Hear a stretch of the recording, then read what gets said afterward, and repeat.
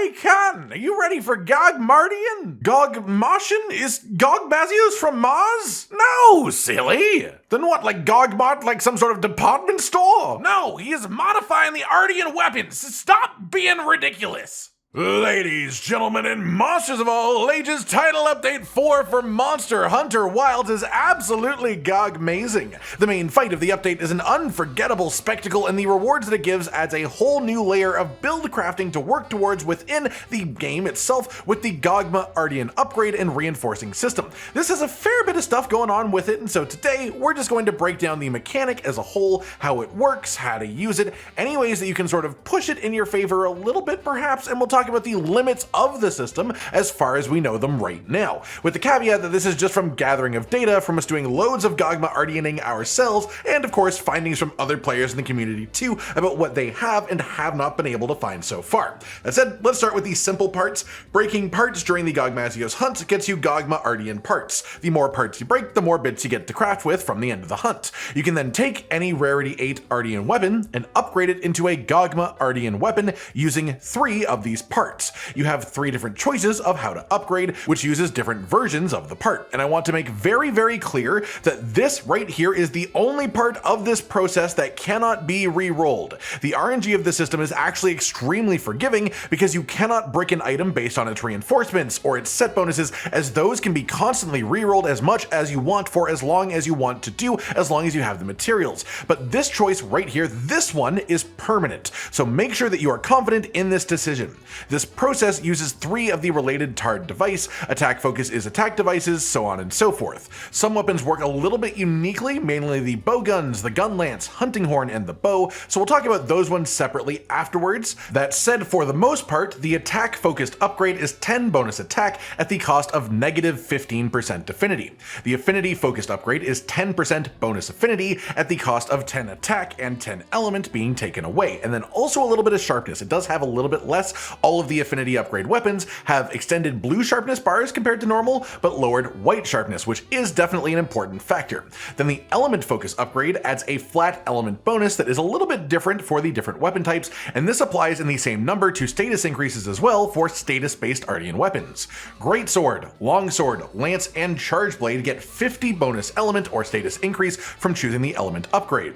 Sword and shield, as well as hammer, switch axe, and insect glaive get 40 element or status increase, and then dual blades gets 30 element or status increase from this interaction.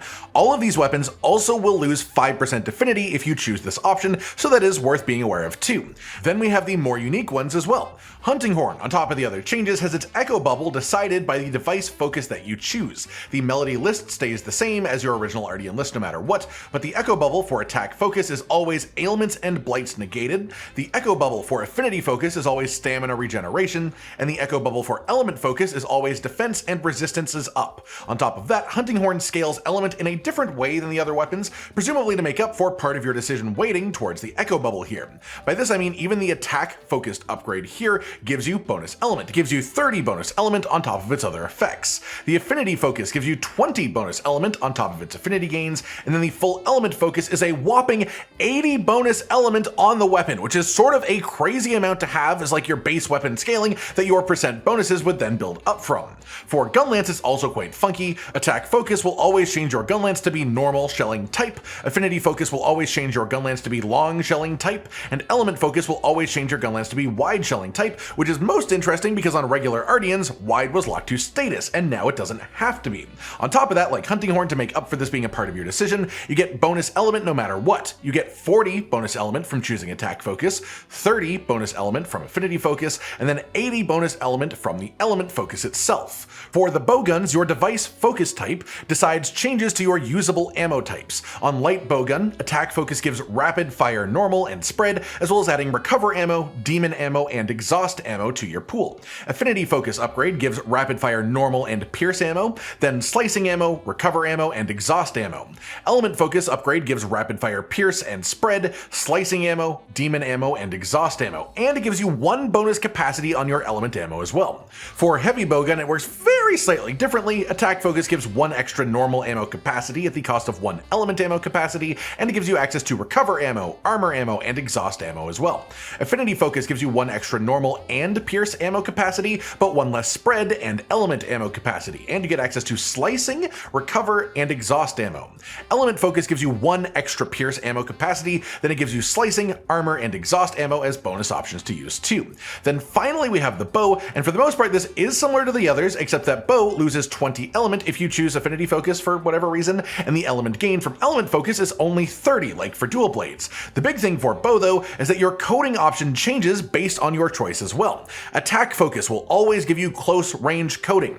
Affinity focus gives you power coating, and then element focus gives you pierce coating. So again, your coating type for bows is a big part of this decision that is part of your setup, rather than just going for like the raw stats of the upgrade itself. The stats are important of course, but probably not as important as your coating type for something like a bow. That said, once you choose your upgrade option and do your upgrade itself, you will also gain 1 set bonus and 1 group bonus skill on the weapon too.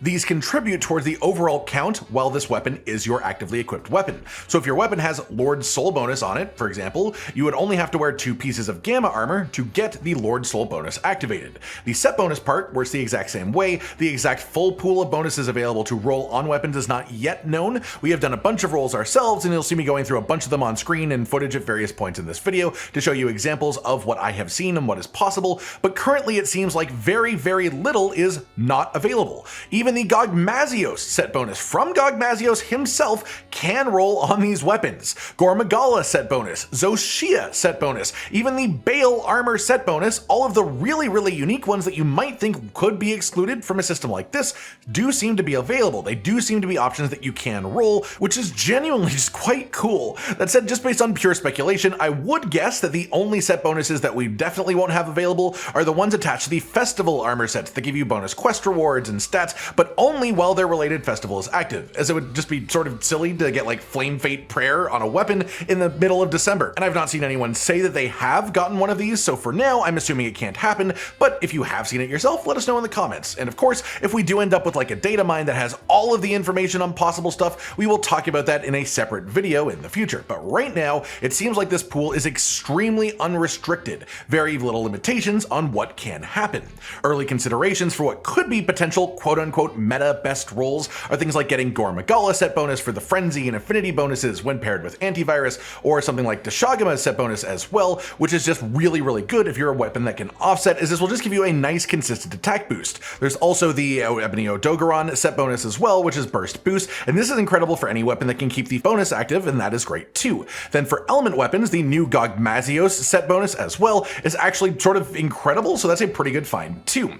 As for group bonus, there's also obviously the Lord Soul group bonus, which is just so unbelievably powerful that it's worth using multiple armor slots to be able to get it, even in the current meta. But if you were to have this on a weapon, you only had to use 2 armor pieces to finish Lord Soul. That would mean you'd have 3 armor slots remaining, and you can use those to either pair with your weapons set bonus skill for a full 4 set active on top of Lord Soul, or mix and match and get 2 different 2 set bonuses on top of Lord Soul. So there is a lot of potential power to gain from working around this system if you get the right rolls. Now your Artian weapon is become Gogma Artian weapon. So the next step is going to be Gogma Reinforcing.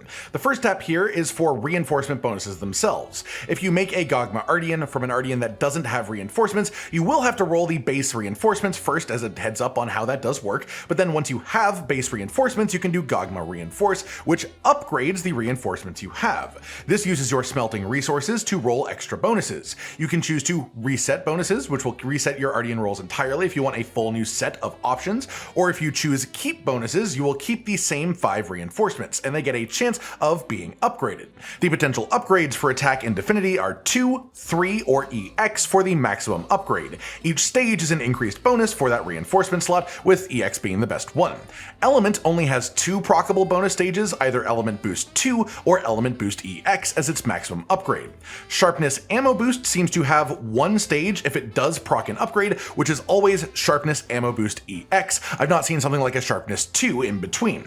You can roll any and all of your 5 reinforcement slots as EX bonuses. It is possible, but it does seem like you can never have more than 2 of the same reinforcement bonus as an EX. So for example, on this hammer, I have 4 attack boost reinforcements as a base. bonus. So the best possible roll I could get from the Gogma reinforcing upgrades would be 2 attack boost EX, sharpness boost EX, and then 2 attack boost 3s, because you cannot have more than 2 attack boost EX. And the exact same thing holds true for the other reinforcement types too. You can never have more than 2 of any singular reinforcement type as an EX bonus on a weapon.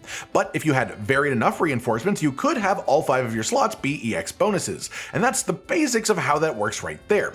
Once you have gotten your bonuses, then you can reroll essentially without any sort of downfall, because even after choosing to reroll and seeing the new stats, you can just choose not to take them and keep what you have. This means that you can very freely just infinitely reroll as long as you have the materials to do so, and you can't like brick the weapon. It's also worth noting that these reinforcement rerolls seem to be using a predefined table, like the Artian weapons themselves did in the base game. Meaning, if you were to spend materials and reroll, then if you were to restart the game without saving and do the same thing over again, you would get the exact same results. You could do 5 upgrades in a row, don't save, restart, and you would get the exact same 5 results in a row. It doesn't decide randomly when you do it. There is a predetermined list of what upgrades will happen each time you press the button for each specific weapon that you have. But again, with how unrestricted the system seems to be, it is a very real possibility to get your ideal rolls eventually, because the only real factor is how much time it will take you to get them. Not that I can talk too much about that, because I got this hammer perfect on the literal second roll. Thank you, Ryozo-san. I love you too. The other thing that you can do from the reinforced menu then is reset skills, second tab at the top. This lets you literally reroll the set and group bonuses that you got when upgrading the weapon at the cost of more tarred devices being used to do so. The tarred device that matches your weapon's focus will always be worth the most points for entering here, which mostly just seems like a tax for people who only want to build attack focused weapons forever, but that is how it works. Just like the reinforcement rerolling, you get to see what the rolls are, and you can say no if you do not want them to replace what you already have. You can do this indefinitely, you can just re-roll over and over and over, so this part of the system is also very unrestricted, and you can roll it as many times as it takes to get the perfect ideal set of bonuses that you are looking for, with the only cost being the raw materials to do so. And so again, the only barrier to perfection on a weapon now is how long it will take you to get there. It is a guarantee that you will get there eventually, it's just how long. As well, like the reinforcement bonuses themselves, these rerolls also seem predefined when you make the Gogma Artian weapon, so you can do an upgrade, reload the save before it happened, and do it again, and you would get the same thing again regardless. So you simply have to work through the list of upgrades that will be offered for your weapon to get to the one that you want. I've seen some people suggest that certain set or group bonuses might be like more likely depending on if you roll with attack affinity or element device parts, but that doesn't seem all that realistic to me. I've gotten the same bonuses from rolling with any of the 3 parts for the most part, and so right now I'd say this is likely just feely craft, at least until we have more data and information. Maybe it's like only applying to very, very high tier skills, I don't know. The absence of proof is not proof of absence, but in this case I'd say it's not worth worrying about stuff like that until we have way more data to work with, or until a data mine has been done. Outside of that, just a friendly reminder that you can get loads of auracalcite from the Everforge by trading it in at the smelting man, who will turn excess monster materials into ore. I went through my list of extra stuff and just smelted literally everything that I've been hoarding for months and months, and I turned it into over 1,000 auracalcite in one go, which is a pretty good start for interacting with this system. If you haven't smelted in a while, you are probably sitting on a small gold mine of materials for this process too. That said, that pretty much does it for today then, everyone. An initial breakdown and guide of the new Gogma Artian system and mechanics in Monster Hunter Wilds, added with Title Update 4. This is pretty in-depth, there's quite a bit going on, and again, if we do find out new meaningful information, I will be sure to keep you guys updated in future videos. But this is everything we know about this system a bit over 1 day into the update. And compared to most long-term chase systems in Monster Hunter games, this feels like the most reasonable bit of RNG I've ever seen. Sure, you aren't likely to get a perfect roll super quickly, but the fact that you cannot brick weapons and the fact that you can decide to not take upgrades after doing a reroll is very forgiving, and makes it so it's a system that feels good when it hits, but doesn't feel too bad when it doesn't hit. So I'm quite a big fan of the system so far. I hope you've all enjoyed this, and hopefully it helps you out in-game too. Like if you liked the video, subscribe with the notification bell for more, and most importantly, ladies and gentlemen, until next time, stay sweet.